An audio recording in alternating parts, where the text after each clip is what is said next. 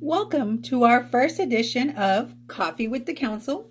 I am Lilia de la Garza. I am a prevention specialist here with the Council. Have been here for several years. And generally, my job consists of giving presentations to youth and parents.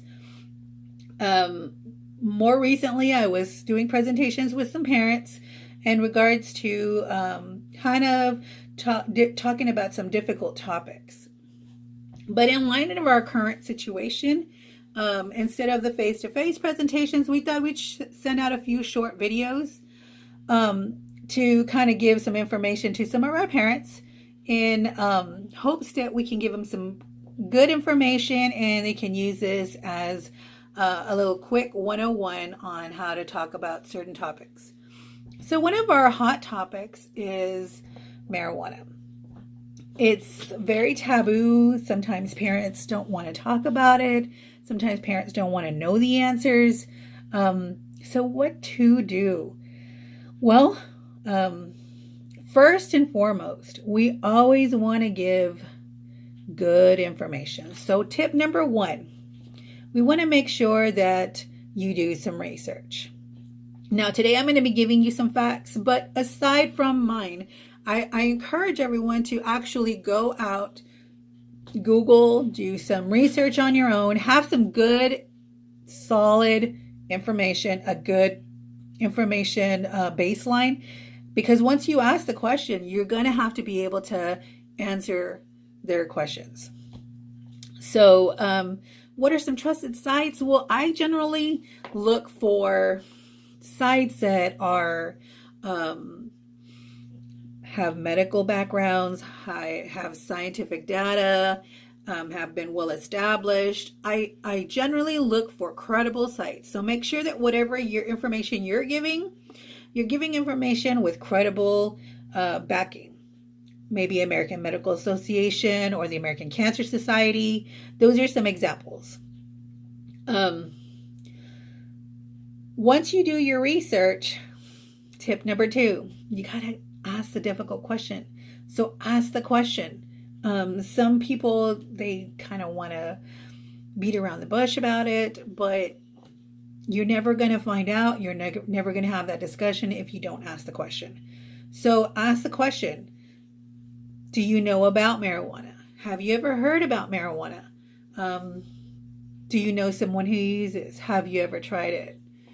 Where did you try it? Who are the people that you know? Those are all real important questions.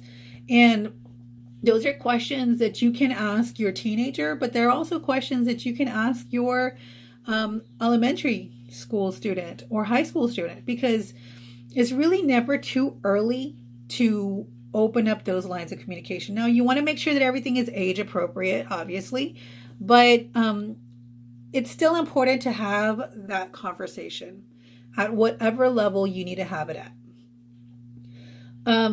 So once you did number one, your research, and then number two, you ask the questions, make sure you, number three, stick to the facts.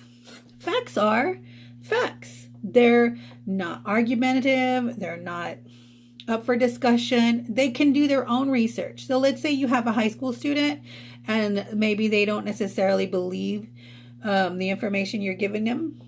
Stick to the facts and you can have them research it on their own. The fact is, number one, marijuana is a drug. It has a psychoactive ingredient in it, and that psychoactive ingredient is THC. So delta-9 tetrahydrocannabinol, that is a psychoactive ingredient in marijuana. It makes a person feel high. If it didn't do that, people wouldn't use it. So stick to the facts that marijuana is a drug. It makes a person feel high. It slows down the way their brain works. So when they talk in slower motion. When they see, their eyesight is interpreting things in a slower motion. That's why it's kind of dangerous when someone's under the influence and they're driving, because they're usually driving very slow. So aside from the way their brain is interpreting things, remember, everything that you put in your body is something that is going to affect your entire body. So it's not just affecting your brain. Think about what else happens. So you breathe it in, it goes into your lungs. Well, what happens to the lungs? Generally, people breathe oxygen, right? That's what they breathe when they're having life. Like in general, they're breathing oxygen. But when someone is smoking something, whether it's tobacco or marijuana, they're replacing the oxygen that should be in their body with poisons. There's like a whole laundry list of poisons that come from marijuana smoke. But on the side note, just stick to the facts. The fact is that they're not breathing in oxygen, they're breathing in a poison that's staying in their lungs. And generally people, when they smoke marijuana, they don't just inhale and exhale. They hold in those toxins in their lungs for a little bit longer so that it can reach their brain and have a stronger effect. So all that is damage. Damage is happening to their lungs. Now, it can happen in slow over a long period of time, or it can happen very quickly depending on what they're actually using. But it can cause lung-related illnesses like asthma attacks, more prone to breathing problems like pneumonia. They can have stuff like chronic bronchitis, emphysema, any type of breathing or respiratory illnesses they can be more prone to because their lungs are not as healthy as, say, someone who doesn't smoke. Aside from that, it's affecting their heart. So remember, it affects every single part of your body, including your fingertips, because your fingertips have to get oxygen. And the more the person smokes, the less oxygen gets to your fingertips. That's why when people smoke, and they're avid smokers, their fingertips, their toes and their fingertips and their nose are usually colder than any other part of their body. That's a sign that their body is not getting enough oxygen to all the parts of the body. What's it doing to the heart? Well, an average person, their heart beats between 60 to 100 beats per minute. But the person who's smoking marijuana, their heartbeat can beating up to 100% faster.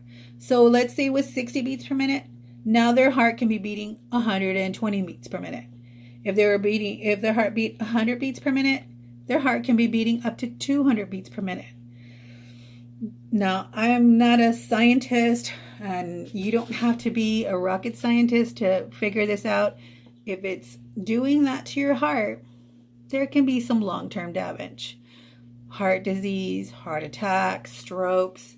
People are more prone to having those kind of illnesses if they're someone who's using marijuana. So sticking to the facts. You don't have to be a scientist to be able to come up with several facts as to what it actually does. And usually if you have someone who's older, maybe a high school student, and they don't believe what you're saying, challenge them to go look it up. Challenge them to show you some facts, but it needs to be from a credible site. That's a good activity that you can do together. So those are the facts. Now here's tip number 4. Be a positive role model. Be a positive role model. So what does that entail? Well, number 1 is you want to listen and don't judge. Listen to them when they're talking to you. I know the first thing we want to do as a parent is just get angry and say, why did you try this? Or why did you do this? But you got to listen, because then they're not going to want to share. Give good, healthy advice when you're talking to them. Listen to them. Give them some sources. Tell them what you expect of them. And be a good example. How can you, on one hand, tell them it's wrong, and on the other hand, be engaging in an activity that maybe not be healthy for you as well? And last but not least, you want to give them a consequence. Should this come up? Should they be doing this? Should this continue to happen? What's going to happen? So those are some tips. Again, we just want to open up those lines of communication. And just by opening up those lines of communication, you're already ahead of the game. I hope these tips were able to help you. Again, I'm Lilia De La Garza, and this is Coffee with the Council. Have a great day, and until we see each other again.